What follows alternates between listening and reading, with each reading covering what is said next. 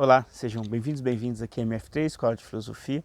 Eu fiz recente uma série de convites específicos para públicos específicos para que viessem até aqui conhecer o nosso trabalho, que já conta aí com mais de 300 vídeos sobre 3 campos de conhecimento. E, portanto, é difícil às vezes explicar para cada público que eu, obviamente, enderecei o convite, que certos assuntos, digamos que eles acabam recebendo um dado nome, mas ele é um assunto que interessa, às vezes, outras siglas, e não propriamente aquelas caixinhas que nós criamos em geral. O projeto AMF3 ele tem essa característica que a gente chamaria de interdisciplinar. Efetivamente, eu articulo aqui áreas do conhecimento, como a filosofia, a teologia, a educação e as ciências das religiões. De certa maneira, portanto, o conteúdo pode se interessar ao público mais variado possível. Quando, por exemplo, eu trato de ética ou quando eu estou falando de Platão, este assunto interessa do aspecto, por exemplo, pedagógico, quando eu falo de academia de Platão ou de algumas ideias de Platão. Eu posso também pensar o desafio da convivência ética, digamos assim, que um Platão desenvolveu na sua academia. Eu posso pensar isso numa perspectiva das comunidades religiosas, nas comunidades baseadas em filosofia. O conteúdo da filosofia, nessa exposição aqui de como que é interdisciplinar, serve também à formação da juventude, num grupo, por exemplo, de jovens que eu participava lá nos anos, digamos, 80, 90. O conteúdo de ética em Platão, por exemplo, a ideia de mundo sensível, de mundo sensível e mundo inteligível. Tudo isso vamos observar que tem múltiplas possibilidades e múltiplos usos. Portanto, para aquele público, digamos assim, que eu fiz o convite, eu direcionei convites a todos esses públicos, o que é preciso entender, portanto, aqui nesse trabalho, é esse caráter multidisciplinar. E que ele não é um trabalho, digamos assim, estrangeiro, por exemplo, a uma comunidade religiosa. Falar de filosofia não é contra a religiosidade. Infelizmente, mais recente, em termos de história, se associou muito a filosofia como sendo oposta à experiência de fé, por exemplo. Necessariamente é verdade. São 2.500 anos de história, no caso da filosofia, e temos para todos os tipos e gostos. Se pego, por exemplo, a filosofia patrística, nós vamos ter ali, nesse cristianismo primitivo, talvez um primeiro momento de crítica à filosofia, porque não podemos esquecer que a filosofia, sobretudo a escola estoica de filosofia, era, digamos assim, o conhecimento das elites dominantes. E quando um Paulo critica, por exemplo, o conhecimento desse mundo e etc., ele está falando muito mais daquele conhecimento que está associado a uma elite daquele período e não propriamente ao conhecimento em si.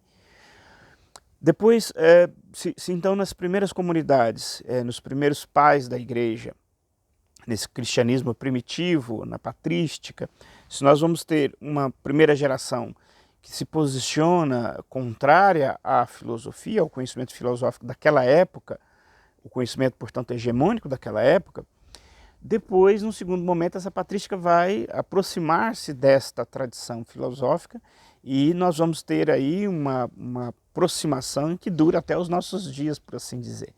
Isso gera, obviamente, alguns problemas, teólogos irão apontar estes problemas.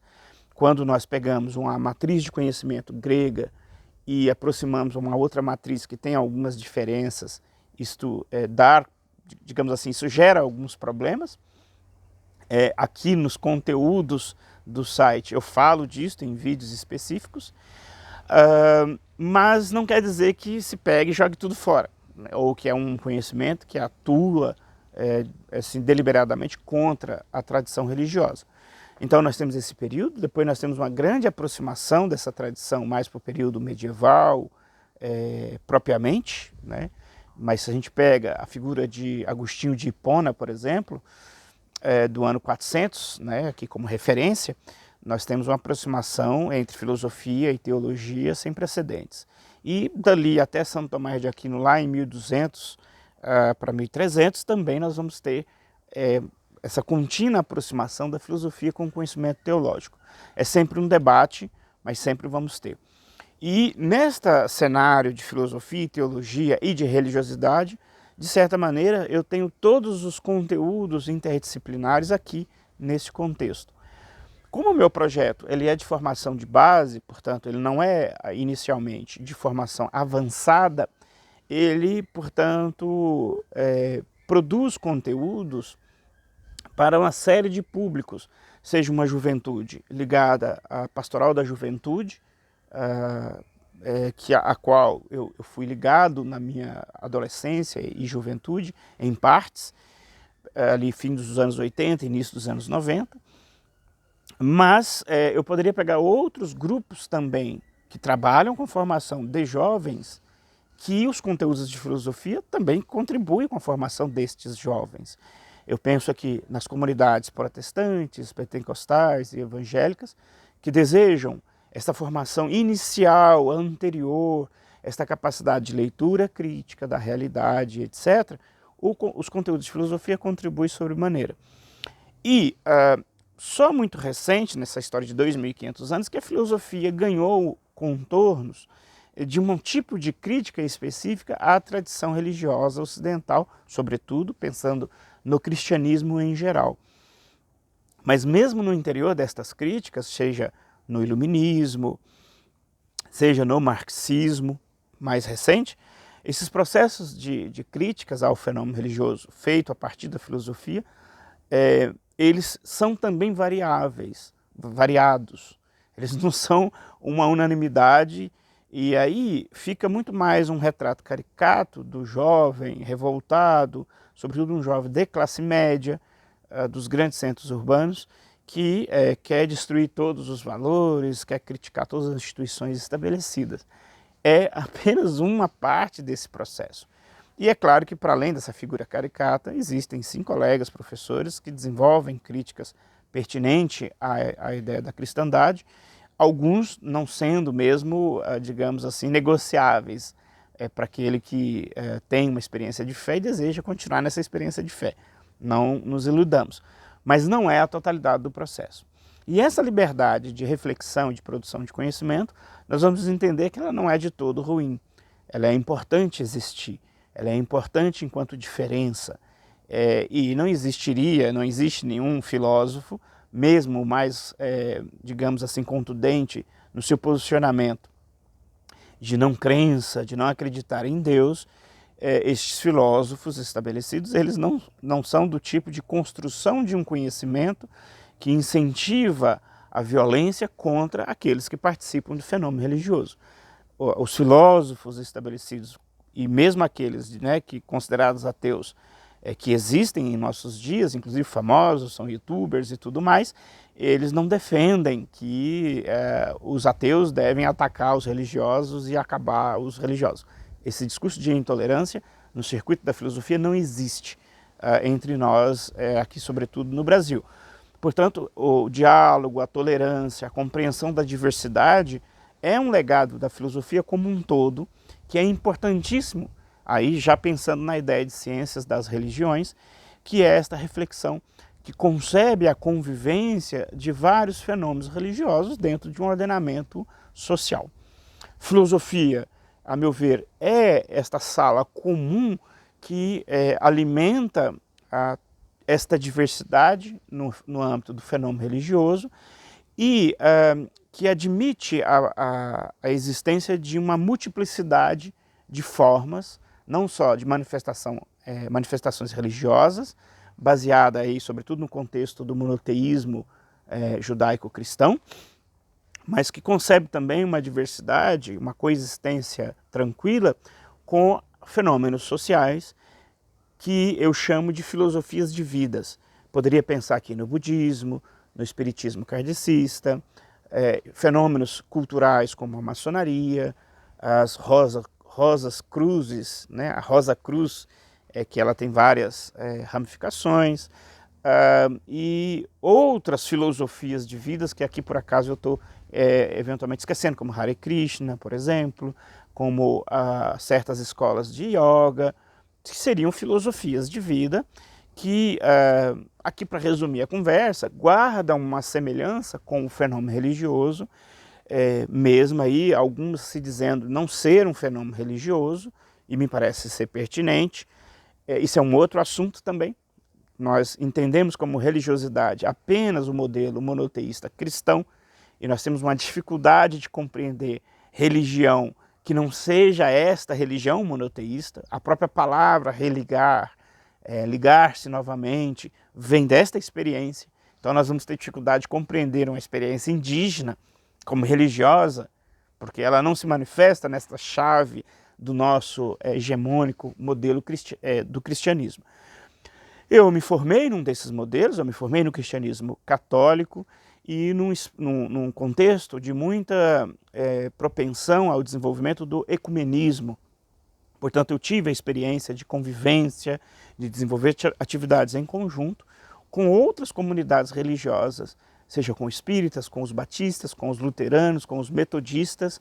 Essa concretamente foram as minhas experiências de ter amigos, trabalhar junto, fazermos eventos de jovens em conjunto, e eu gostei muito desta diversidade, e para mim é muito natural esta diversidade. É muito natural eu conviver com amigos umbandistas do candomblé, fiz faculdade de filosofia junto com a liderança religiosa do candomblé em Belo Horizonte. Então eu estive num contexto católico que incentivou o respeito à diferença.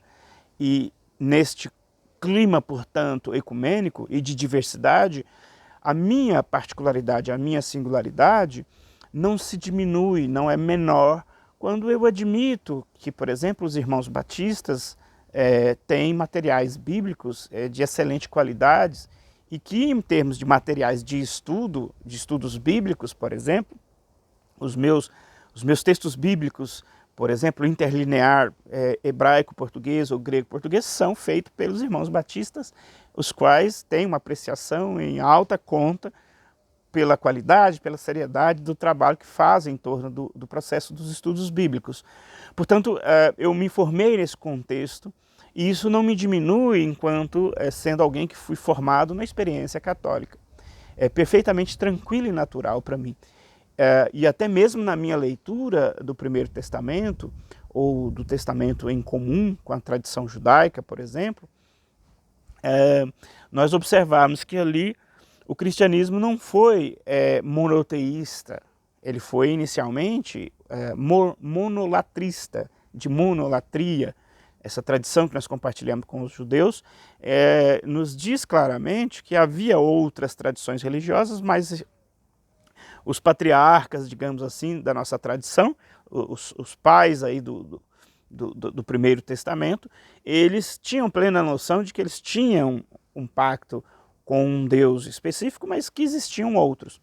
E que só muito mais tarde nós construímos essa ideia de que existia apenas um Deus, como nós entendemos hoje. O que nós, então, no nosso trabalho temos feito é resgatar toda essa experiência feliz, que pessoalmente eu tive, de convivência com a diversidade, não só a diversidade comunitária, mas a diversidade de conhecimento. E todo o meu trabalho no site amf3.com.br ou no canal do YouTube, né, que também recebe este mesmo nome, que eu chamei de Escola de Filosofia, todo esse trabalho, ele, portanto, transita nesses vários temas, e ele tem como função básica e ponto unificador exatamente colocar para fora tudo isso que eu vivenciei, que é perpassado pela filosofia, porque eu me graduei em filosofia, fiz mestrado em filosofia, eu me graduei em teologia, fiz especialização em estudos bíblicos, e eu também fiz pedagogia, não fiz pós-graduação em filosofia, mas no mestrado em filosofia, de certa maneira, eu tratei um tema aí também com educação. E, neste exato momento, a minha entrada, e estou cursando o doutoramento em Ciências das Religiões.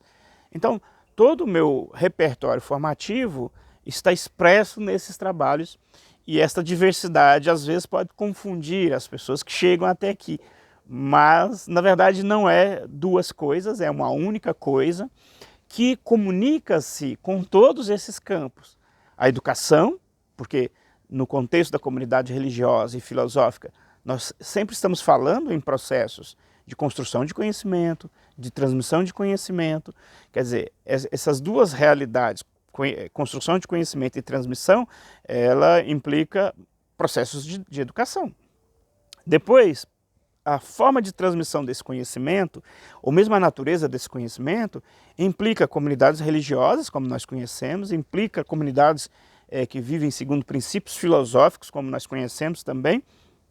Então, não são dois assuntos, acaba sendo um assunto com essas várias interfaces e que servem para todas elas, sem precisarmos fazermos coisas, três coisas separadas.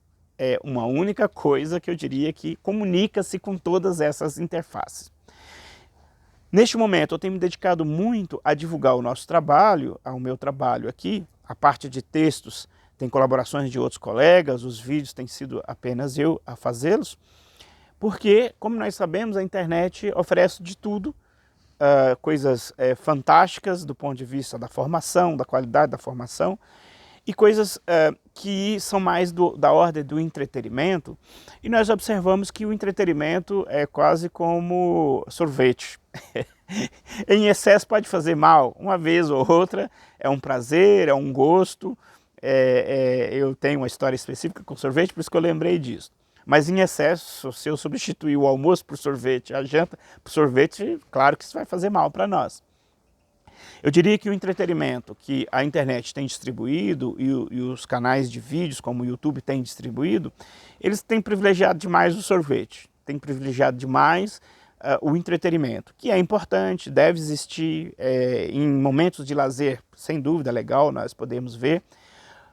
Porém, a forma como eles estão modelando, trabalhos como o meu e de outros colegas professores têm uma dificuldade imensa de ser divulgados, digamos, de ser indicado para um público que não é o público imediato dos meus amigos e dos amigos dos meus amigos.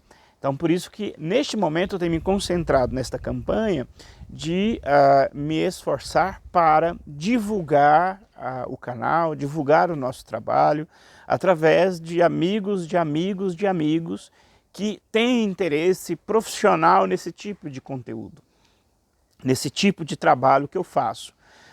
Existe uma série de conteúdos aqui dentro que as pessoas também podem me perguntar diretamente nos comentários. Olha, eu tenho um grupo aqui em tal lugar, um grupo de jovens, quais conteúdos? Você tem uma playlist específica para o grupo? Tenho, em geral vou ter aqui dentro do canal uma playlist ou nos canais que eu uso como auxiliar deste. Mas eu posso sim te indicar, se você tiver uma dificuldade de encontrar, é só perguntar nos comentários que eu terei o prazer de te indicar. Eu organizo por playlists os conteúdos exatamente para isto, porque aí eu te indico uma playlist específica naquele conteúdo e você pode desenvolver aí com a sua comunidade, com um grupo de jovens, com os seus alunos na escola, por exemplo, na área de filosofia, na área de ciências de ensino religioso, ou outras atividades comunitárias. Em geral eu estou organizando por playlists. E aí eu auxilio o seu trabalho e faço o seu conteúdo chegar. O meu interesse é óbvio que eu sou um professor e utilizo aqui o YouTube para esta difusão do meu trabalho como professor, e vocês vão compreendendo como que ele acontece, seja na forma de edições, de editora, de publicações, de assessorias educacionais, assessorias na área de comunidades religiosas. Vocês vão compreendendo.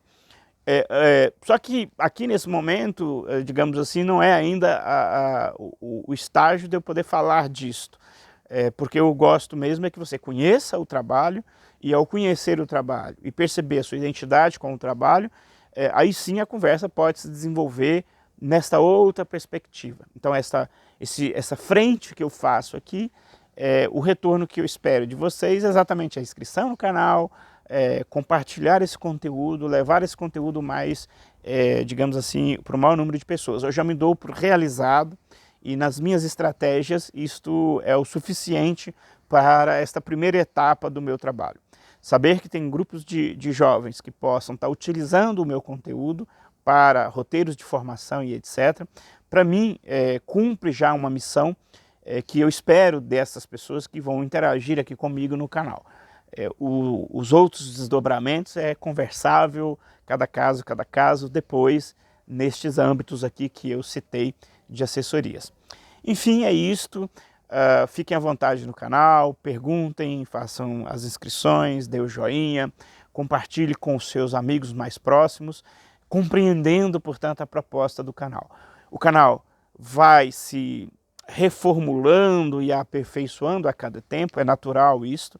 Nós vamos aprendendo melhor, nós vamos introduzindo novos recursos, novas formas de fazer exposições e nesta parte aqui mais de conversa, aberta e genérica, eu tenho mantido essa característica, mas é sempre possível introduzir novos temas, segundo a demanda, e novos recursos visuais que facilite, inclusive, a fixação do conteúdo, a apreensão e etc. Era isso que eu queria dizer para todos vocês que chegaram até aqui, provavelmente a partir de convites de inscrição no canal, para vocês compreenderem o conjunto, digamos assim, desse projeto, que você agora faz parte, junto com a comunidade que eu diria que é bem diversa, e eu gosto muito disso. Fraterno abraço e até uma próxima aula.